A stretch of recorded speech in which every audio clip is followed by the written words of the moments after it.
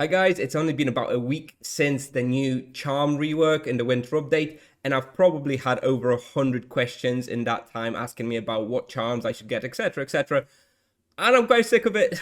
So I've decided to make a video, a charm tier list, sort of an easy go-to list to see what you should be getting. There are a few disclaimers, a few questions before we dive into the tier list. So we're going to look at those now, just answer a few things that people are asking about. So first of all, should you be getting T1, T2, or T3 charms? And the answer is that in general, if you need to ask this question, if you don't really understand, you most likely should be just going for T2 charms only. That is the equivalent power level of the charms from before the rework.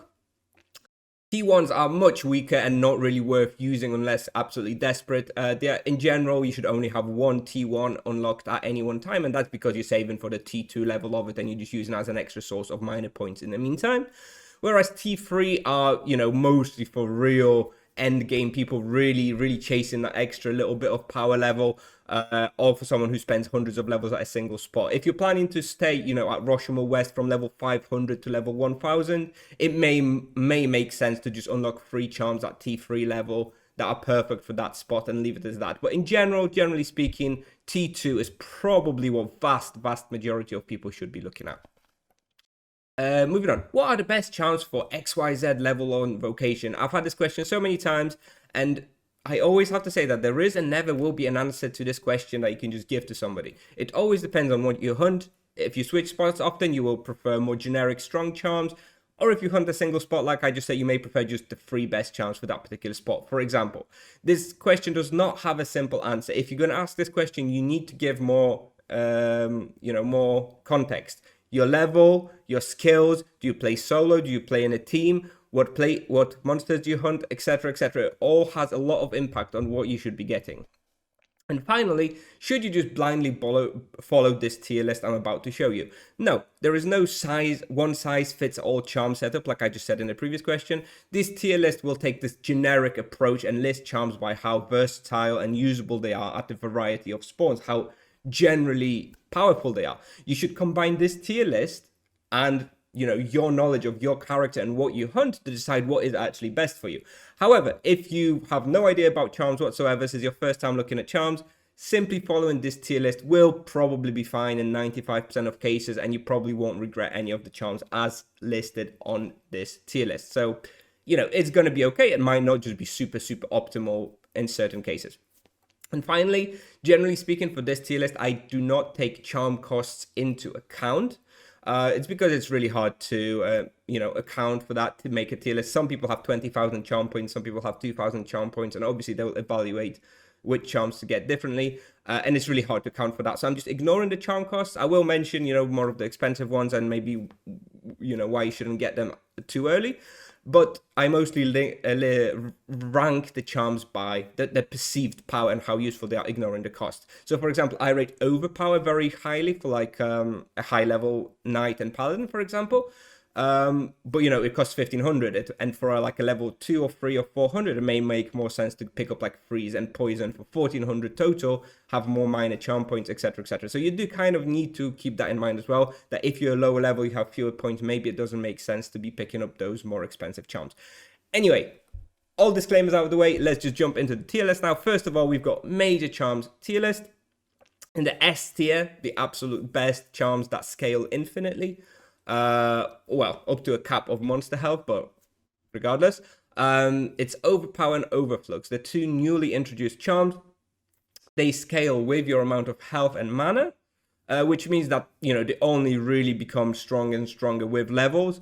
My personal feeling is that Overpower sort of breaks even with elemental charms around level 600, so for knights, and 800 for paladins. So if you're level 600 knight, you should be getting it. If you're level 800 paladin, you should be getting it. If you're like level 1000 plus, you should have had these for a long time because they're very good. Same thing for Overflux, but with mana. For mages, around level 600. For paladins, because they have a lower sort of mana ratio towards the charm power level, they'd around like a level 1000 plus paladin should be looking at Overflux. Very good. Now, they may not be as powerful for like really high health monsters. If you're hunting monsters with 30,000 health, maybe you should still be using elemental charms. But in generally speaking, overpower and overflux are likely going to be the most powerful charms you have. There is a calculator on Tibia Power for charm damage, elemental versus overpower, overflux, so you can always double check that. However, generally speaking, those are really the most powerful charms in most cases. Moving down a tier, we have the three most powerful elemental charms, which are Freeze, Zap, and Divine Wrath. Obviously, Divine Wrath is a little bit more expensive, but it's probably the best one out of the lot, so you have to evaluate that, how many charm points you have. Below that, we have Low Blow and Savage Blow. Now, I have those listed for solo knights and solo paladins with highish skills. This is because Low Blow and Savage Blow are more powerful for lower health monsters, so stuff like Asuras, Frazzlemaws, Grim Reapers, stuff with low health, relatively low health. Very, very powerful to use Low Blow and Savage Blow for those. And also, Low Blow and Savage Blow scale with your damage and your skills. So if you have high skills, like 120 plus, 130, so for Knights and Paladins, they are very, very, very good. They give you loads and loads of leech. Really, really, really powerful charms that you should be looking at. However, they do cost 2,000 a piece for tier 2, which is very expensive. So again, a bit of a trade-off to consider. And finally, in A tier, we also have Parry. This charm is kind of, sometimes it's very overrated, sometimes it's very underrated. It is very good for certain monsters. It works kind of similar to Low Blow and Savage Blow in that it's better on lower health monsters. But additionally, Parry is very good on monsters that deal a lot of damage. So stuff like Dawnfire Asura, for example, is a great target for Parry. I believe one of the Cobras, a Cobra Bastion, maybe Cobra Vizier, or the Scout is also very, very good for Parry. So it is a very good charm. However, it's for Knights only. You wouldn't really be getting it on Paladins, on Mages. So something to keep in mind. Moving down a tier, we've got the rest of the elemental charms, which are all still very good. We've got a Wound, Poison, Curse, and Flame. Now, they are in B tier because, they are sort of less used. However, they still have some amazing uses. For example, Curse is absolutely amazing for an EK in, like, Sphinxes, for example. And Flame is really good at, like, Winter Court. So, they do have really, really good uses. They just usually slightly a little bit less used, a little bit less common than, like, Freeze, Zap, and Divine Wrath and stuff, which is why they get knocked down a tier, but still very good. Also quite cheap. Wound and Poison specifically, 600 points apiece. Very, very strong. They may well be some of the first charms you pick up. And then finally, we have Low Blow and Savage Blow, basically for everybody else. For your team hunters, for mages, for people with low skills. They're kind of the lowest tier of the charms that you would be getting. They're still pretty good, but sort of have fewer uses than, solo knights and paladins who are usually hunting monsters with lower health, right? If you're playing solo, you're not hunting those 20, 30,000 health monsters. So Low Blow and Savage Blow for everyone else goes in sort of bottom of B tier. And finally in C tier, I've got Dodge and Carnage. Dodge, honestly, thinking about maybe it could even go in D tier. I do not really see very many use cases for Dodge in this day and age where Tibia is all about dealing damage faster than the monsters. So using Dodge is kind of there are some like really edge cases where you can use it, like if you've been team hunting a spot to unlock the bestiaries and then you want to hunt a solo, then Dodge maybe has some use case. But even then, I would probably prefer an offensive charm. So Dodge is really meh.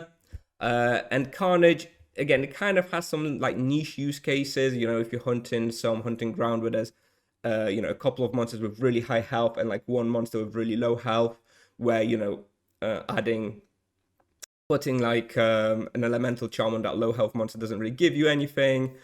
You may consider putting like Carnage on it so that they have a chance to explode and deal a little bit more extra damage to those high health monsters, something like that. There are some niche use cases, but in general it's not really a charm I would recommend unless you have the perfect spot to use Carnage on. Just the area of its explosion and the chance to explode is pretty bad. So I expect Carnage to get buffed. So if you watch this video a year from now, I expect that the area of Carnage has been increased and maybe the chance has been increased, at which point it's probably going to go up a tier. But currently, when I'm making this video, isn't still C tier. And there's nothing really in D tier for the major charms. They all have some sort of use. They're okay. So I don't actually put anything in D tier. So this sums up major charms. Now we're going to look at minor charms.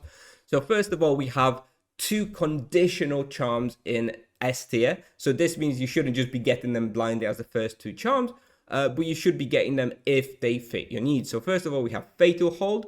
So first of all, you should only be getting tier 1 of Fatal Hold because it's sufficient for basically all hunting grounds. So there's no point upgrading them to T2 or T3. So 100 points for Fatal Hold T1 for Paladins and Mages. if you hunt at spawns where there's a one running monster. So for example, tier 1 Fatal Hold for a paladin hunting Oromont Catacombs, absolutely S tier. It's just the best charm in the game for any spot. Really, really good. So if you have these spawns where you hunt and there's one running monster and it helps you a lot, S tier. If you don't hunt something like that, then it's D tier because you can't apply it on anything. So it's conditional. You have to keep that in mind. If you can apply Fatal Hold somewhere, it's very, very good. Definitely get it. If not, then you can skip it. And same idea for Void Inversion. It helps with mana drain spawns. So if you're hunting something with heavy mana drain, absolutely S tier, and you should be trying to get the highest tier you can of Void Inversion. If you're not hunting something with mana drain, obviously it just becomes D tier because you can't even apply it on anything, doesn't have any gain. So those two best minor charms are very conditional, and you have to keep that in mind. And don't pick them up if you don't need them. Moving on, we have the best generic minor charms in the A tier, which is Vampiric Embrace and Void Skull. They increase your life leech and mana leech, which is just solid stuff. Everybody loves mana leech, everybody loves life leech, so those are just very, very good, and those are probably the charms you will be applying most commonly to most monsters. So those goes in the A tier, not really much more to say. In B tier, we have slightly more conditional, slightly more spawn dependent minor charms, but also still very good. You probably will want all of them at some point. We have Adrenaline Burst, which is pretty good for team hunts to sort of help you speed up and make the pulls. But it's not really going to make or break the spawn. Cleanse can be very, very good at spawns with like fears and roots. I believe it cleanses root. And it just generally cleanses some debuffs, cleanses like your paralyzers, it cleanses like your poison, so it can reduce a bit of damage taken. So it's kind of alright. Again, it's nothing game breaking, but it's pretty good. You can consider using that. And Gut is basically just a profit charm. It increases your loot by a little bit. So if you're hunting something with expensive creature products, you might consider using Gut. Those are all okay. You're not going to be sad about getting any of the charms in B tier. Moving down a tier, in C we have Cripple, Numb, and Scavenge.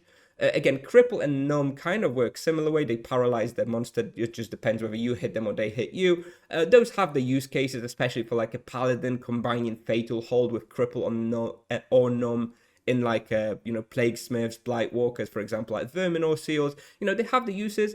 Generally speaking, they're probably not going to be amazing or super common, which is why they land in the C tier.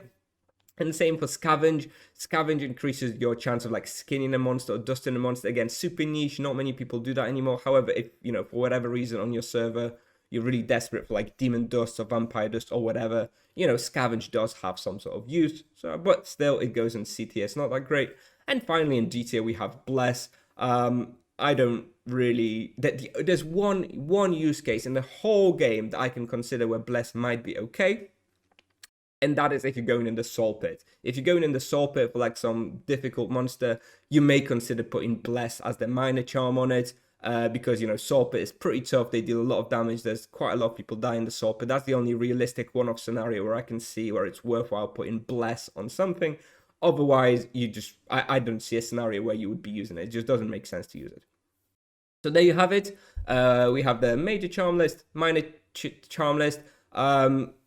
If you have any comments or questions, please feel free to leave them in the comments of the video. I'll be happy to answer. I'll be happy to discuss further. This is my feeling of how I rate the charms currently. Again, please do keep in mind the disclaimers that charms are an individual thing, always have been and always will be. They depend on your level, whether you're a solo player, whether you're a team hunter. So please keep that in mind when you're evaluating which charms you should be getting. However, most of these, as listed in the A tier, for example, you're always going to be happy with those. The S tier charms in both minor and major are sort of more situational, depending on if you meet the criteria for using them. Then they are very, very, very good. Otherwise, they not necessarily that good. So yeah, something to keep in mind. Anyway, that's what I have for you today, guys. Hopefully this will answer a lot of your questions on what to get and what not to get. And yeah, if you have any questions, let me know. Happy to answer. Thank you very much for watching, and I will see you in the next one. Bye bye.